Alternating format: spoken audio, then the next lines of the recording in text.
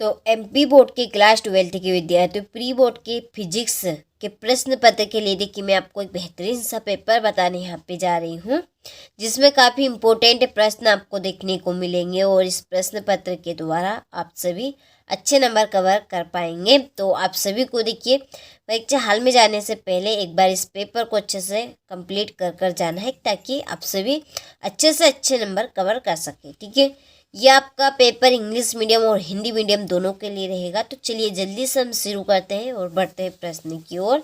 तो आपको देखिए परीक्षा हाल में जाने से पहले ज़रूर देख कर जाना है, क्योंकि ये 100% श्योर आने का आपका चांस है।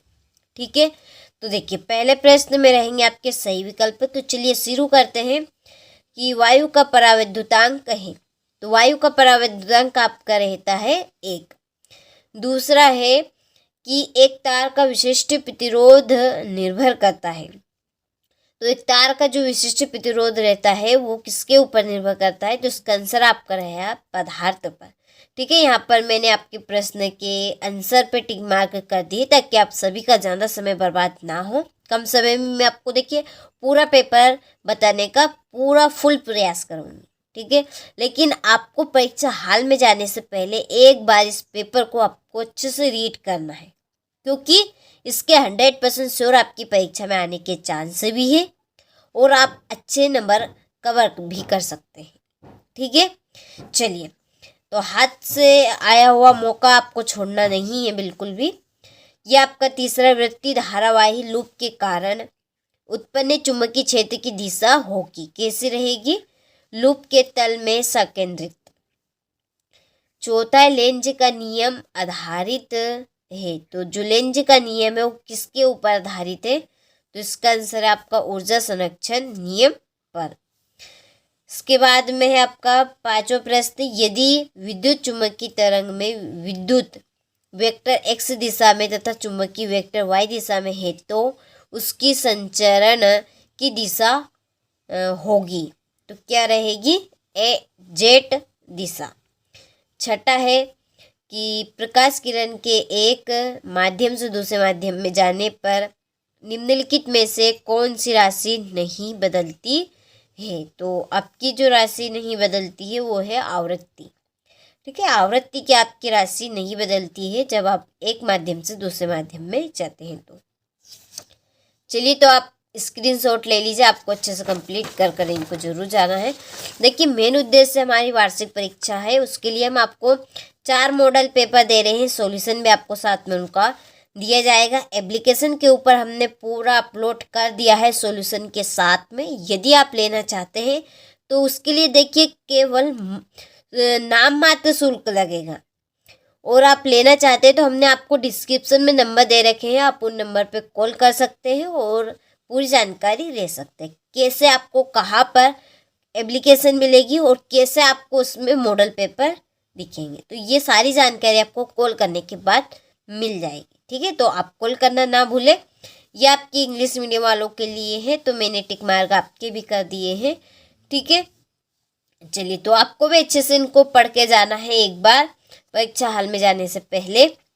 दूसरे में रहेंगे आपके रिक्त स्थान। इसका आपका पहला क्वेश्चन है कि फोटॉन का विराम द्रव्यमान डेडेस होता है। तो इसका आंसर आपका रहेगा 0। दूसरा है रीड बर्ग नियतांक आर का मान डेडेस होता है 1.097 इंटू 10⁻7 मीटर इनवर्स। तीसरा इलेक्ट्रॉन नाभिक के चारों ओर केवल उन कक्षाओं में परिक्रमण करता है जिनके लिए कोणीय संवेग का मान डेडेस का पूर्ण गुणज होता है। तो इसका आंसर आपका रहेगा h/2π। चौथा है सिलिकॉन परमाणु में 72 कक्षा में डेडेस इलेक्ट्रॉन पाए जाते हैं। तो कितने? 4। पांचवा है 3μF के 3 संधारित्र श्रेणीक्रम में संयोजित है, तो संयोजन की तुल्य धारिता डेडेस होगी। तो इसका आंसर आपका रहेगा μ5 म्यू और F। छठा है 2 समांतर चालक तारों में एक ही दिशा में धारा प्रवाहित होने पर इनके मध्य डेडेस बल प्रकृति का होता है। तो इसका आंसर आपका रहेगा आकर्षण। ठीक है, चलिए तो स्क्रीनशॉट आप ले लीजिए यहाँ से और आपको कंप्लीट कर कर जरूर जाना है। ये आपके इंग्लिश मीडियम वालों के लिए है। देखिए छठा आपको फिल कर लेना है, क्योंकि हमारे पास इंग्लिश मीडियम वालों के लिए सॉल्यूशन नहीं है, इसलिए मैंने जो यहाँ से जितना मुझे बना मैंने वो कंप्लीट कर दिया, बाकी का आपको कंप्लीट कर लेना है। देखिए टेंशन आपको बिल्कुल नहीं लेना है, क्योंकि 100% श्योर पूरे आने का आपका चांस है। हम आपको देखिए इस तरह के 2 पेपर दे रहे हैं। ये आपका सेट ए है और ये आपका देखिए सेट बी। आप चैनल पे जाकर देख सकते हैं, क्योंकि आपका इन दोनों ही सेट पेपर में काम हो जाएगा। आप एमपी बोर्ड के किसी भी जिले से हो, आप पूरे के पूरे नंबर कवर कर पाएंगे इन दोनों ही प्रश्न पत्र से मात्र। तो आपको अच्छे से कंप्लीट कर कर जरूर जाना है, क्योंकि 100% श्योर पूरे आने के आपके प्रश्न के चांस है। ठीक है, चलिए तीसरे प्रश्न में सत्यासत्य। पहला है कि अवतल दर्पण की फोकस दूरी धनात्मक होती है, तो ये बात आपकी आ सकती है, तो यहाँ पे आपको असत्य लिखना है। दूसरा है कि माध्यम के घनत्व के साथ प्रकाश की चाल में परिवर्तन प्रकाश के परिवर्तन का कारण है, तो ये आपका एकदम सत्य है। ठीक है, तो यहाँ पे आपको सत्य लिखना है। तीसरा, 2 स्वतंत्र स्रोतों से प्रकाश का व्यतिकरण संभव है, तो ये आपका असत्य है। चौथा, एक फोटॉन केवल एक इलेक्ट्रॉन को ही उत्सर्जित कर सकता है, तो ये आपका सत्य है।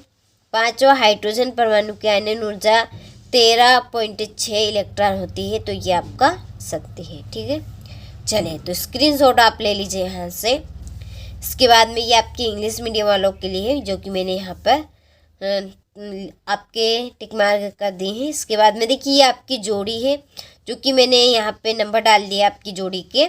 कौन सी पहले की जोड़ी है वो आपका पहले नंबर पे लिखा है, दूसरे की जो है वो उसके ऊपर आपका दूसरा लिखा है। ठीक है, तो आपको जोड़ी कंप्लीट कर लेना है आपके टाइम का भाव रखते हुए। ये आपके इंग्लिश मीडियम वालों के लिए, इनकी भी मैंने जोड़ी पे नंबर डाल दिए हैं। ठीक है, चलिए इसके बाद में एक वाक्य में उत्तर हमारे रहेंगे। तो देखिए पहला है कि एक पूर्ण चक्र में प्रत्यावर्ती धारा का औसत मान कितना होता है, तो इसका आंसर आपका 0। दूसरा है आपका, इसका जो आंसर रहेगा वो रहेगा कि कला संबंध स्रोतों। ठीक है, इसमें क्या रहेगा आपका कला संबंध स्रोतों।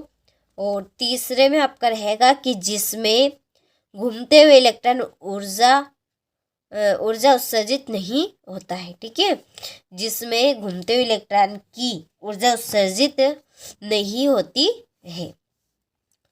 और सूर्य का प्रकाश विद्युत क्षेत्र अथवा चुंबकीय क्षेत्र से विक्षेपित क्यों नहीं होता है, इसका आंसर आपको कंप्लीट कर लेना है। सॉरी, कल क्या यहाँ पर है नीचे कि सूर्य प्रकाश प्रोटॉन से मिलकर बना होता है, फोटॉन में कोई ही आवेश नहीं होता है। ठीक है, चलिए पांचवा, नीले व लाल प्रकाश में से कौन से रंग का प्रकाश प्रिज्म द्वारा अधिक विचलित होता है, तो इसका आंसर है आपका नीला। ठीक है, चलिए तो यहाँ से आप स्क्रीनशॉट ले लीजिए। इसके नीचे इंग्लिश मीडियम वालों के लिए भी है, तो आप इनके आंसर कंप्लीट कर लीजिएगा। ठीक है, चलिए आगे बढ़ते हैं। तो यहाँ पर देखिए आपके 2 नंबर वाले प्रश्न शुरू होते हैं। तो ये आपका छठा प्रश्न है, ये आपका 2 नंबर का रहेगा। इसमें आपको सवाल सोल्व करना है, जिसमें आपको बैटरी का आंतरिक प्रतिरोध ज्ञात करना है। ठीक है, चलिए सातवां है एम्पियर का परिपथी नियम आपको बताना है, ये आपका 2 नंबर का प्रश्न है। आठवां, चुंबकीय फ्लक्स क्या, इसका एसआई मात्रक लिखिए, आपका काफ़ी सिंपल 2 नंबर का प्रश्न है। यह आपका 9वां प्रश्न है, जिसमें आपको प्रत्येक की वक्रता त्रिज्या 20 सेंटीमीटर है। उत्तल दर्पण की फोकस दूरी आपको याद करनी है और अवतल दर्पण। ठीक है, 10वां, विस्थापन धारा किसे कहते हैं, ये आपके 2 नंबर के प्रश्न है। डी ब्लागरी तरंग क्या है, डी ब्लागरी का तरंग समीकरण आपको लिखना है। और पीएन संधि डायोड क्या है। ठीक है, ये भी आपका 2 नंबर का प्रश्न है। चलिए इसके बाद में आपका है 13वां प्रश्न, किसी विद्युत सेल के आंतरिक प्रतिरोध को परिभाषित कीजिए, इसका मान किन किन कारकों पर निर्भर करता है। ठीक है, चलिए फिर है आपका 14वां प्रश्न कि बायो-सेवर्ट नियम लिखिए एवं इसके आधार पर विद्युत धारा के मात्रक को परिभाषित कीजिए। ये आपका 15वां प्रश्न है। व्यतिकरण और विवर्तन में 3 अंतर आपको देने हैं। बोर मॉडल के अनुसार हाइड्रोजन परमाणु की nवीं कक्षा में इलेक्ट्रॉन के वेग का व्यंजक ज्ञात करना है। पी-एन संधि डायोड की कार्यविधि अग्र अभिनति और पश्च अभिनति में समझाना है। लेंस निर्माता सूत्र आपको स्थापित करना है। ठीक है, चलिए इसके बाद में आपका ये 19वां प्रश्न है। गतिक विद्युत वाहक बल किसे कहते हैं, इसके लिए आपको व्यंजक स्थापित करना है। और 20वां आपका प्रश्न है कि विद्युत फ्लक्स संबंधी गास का नियम लिखिए। इसके आधार पर एक समान रेखीय आवेश विवर्तन के कारण विद्युत क्षेत्र की तीव्रता आपको ज्ञात करनी है। ठीक है, तो आपके ये इस प्रश्न पत्र के पूरे प्रश्न हो चुके हैं। ठीक है, तो आप सभी को अच्छे से इसको कंप्लीट कर जरूर जाना है, क्योंकि 100% श्योर आने का पूरा चांस है इस प्रश्न पत्र का। तो अच्छे नंबर आप लाना चाहते हैं तो ज़रूर इसको एक बार कंप्लीट कर जाइएगा। ठीक है।